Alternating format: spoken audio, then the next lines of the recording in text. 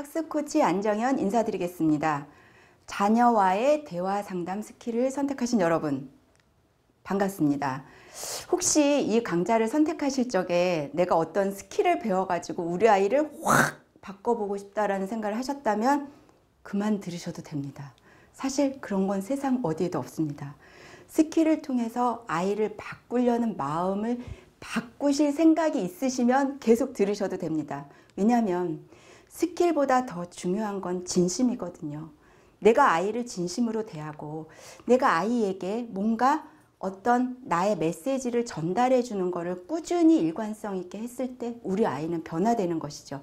근데 중요한 건 내가 변화를 목표를 세우고 내가 이런 말을 하면 우리 애가 달라질까라고 하시면 달라지지 않습니다. 진심으로 보다 큰 목표를 두시고 그거를 위해서 내가 아이를 먼저 좋아해 주고 사랑해 주면 아이가 달라집니다. 옳은 말로 아이를 설득할 수는 없습니다. 말로 아이가 바뀌어지지는 않습니다. 우리가 이렇게 보면 어떤 사람은 정말 맛있는 걸 사줘도 그 사람이랑 밥 먹기 싫을 때가 있죠. 근데 별로 이렇게 좋은 음식이 아니래도 그 사람이랑 밥을 먹으면 정말 좋고 그 사람이랑 이야기하고 그 사람이 말하는 거를 내가 귀담아 듣게 되거든요. 그러니까 아이와도 마찬가지입니다. 아이와 내가 관계가 좋지 않다면 먼저 사이가 좋아지는 게 먼저입니다. 그러면 사이가 좋아지기 위해서 내가 무엇을 해야 되나라는 걸 목표를 삼을 때 내가 달라질 수 있고 아이도 자연스럽게 달라질 수 있는 겁니다. 그러기 위해선 아이에게 긍정적인 물음표를 세워줄 필요가 있죠. 잘해주면 혹시 우리 애가 버릇이 나빠질까 봐 어떤 계획적으로 잘 안 해주시는 분들이 있더라고요. 그거는 잘못 생각하신 겁니다. 그러니까 예를 들어서 아이가 사춘기가 됐어요. 집에 들어오자마자 문을 꽝 닫고 그냥 지방으로 싹 가버리는 거예요. 화나죠? 너 일로 와봐, 너 일로 와봐. 내가 너 공부 못하는 거 그냥 봐줄 수 있는데 나는 너를 4가지 없는 애로 키울 순 없어. 앉아서 1시간 동안 이야기를 하십니다. 근데 그 아이가 그 1시간 동안 이야기를 들을까요? 절대로 하나도 듣지 않습니다. 만약에 아이가 그런 행동을 부리면 사실 속에서 뭔가 훅 올라오죠.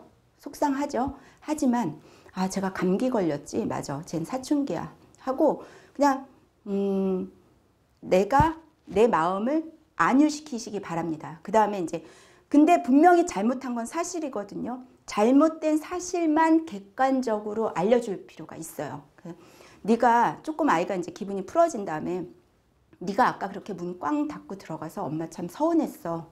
그렇게 짧게 말하시면 아이가 달라집니다. 그러니까 어떤 질문을 하느냐에 따라서 아이의 생각이 넓어질 수도 있고요. 좁아질 수도 있는데요.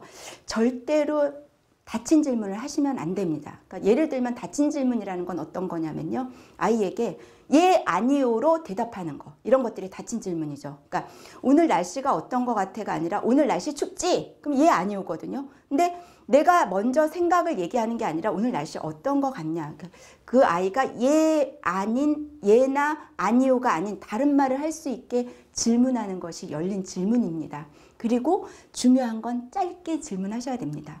아무리 좋은 이야기도 길게 하면 아이는 듣고 싶어 하지 않습니다. 그러니까 아이가 말을 할 때 아이가 80 정도 얘기하게 하고 난 20 정도만 20 정도만 말을 하는 겁니다. 그리고 말을 할 때 절대로 가로채시면 아이가 나랑 말하는 거 좋아하지 않습니다. 그리고 아이가 말하는 게 내 생각과 좀 다르다고 해서 부정하시면 안 됩니다.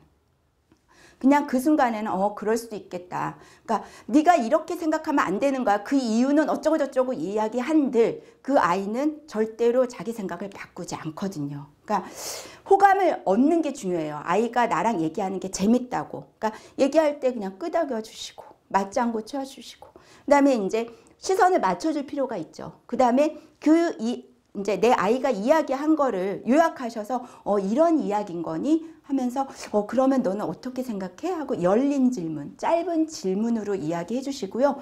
혹시 아이가 어떤 부탁을 했을 때 한번 적어보세요. 아이 앞에서. 저도 저희 아이가 어떤 요구를 할 적에 그거를 이렇게 잠깐 엄마가 기억력이 안 좋으니까 하고 수첩을 꺼내서 적으면 아이가 무진장 흐뭇해합니다.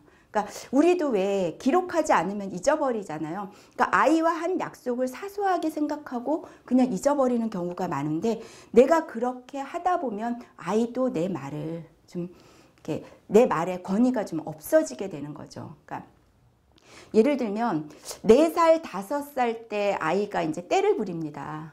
막 뭐 사달라고 그래서 안 사주면 자기 뜻이 관철되지 않으면 바닥에 그냥 들어 넣어버리죠. 그 다음에 아이가 엄마의 약점을 건드리는 게 뭐냐면 나 밥 안 먹어. 나 이거 안 해주면 밥 안 먹어. 무기가 이제 밥 안 먹는 걸 사용합니다. 그 다음에 조금 더 성장하면 집 나간다 그러죠. 그러니까 아이랑 끝까지 싸워가지고 이길 수는 없습니다. 끝까지 가게 되면 결국엔 부모가 지게 돼 있거든요.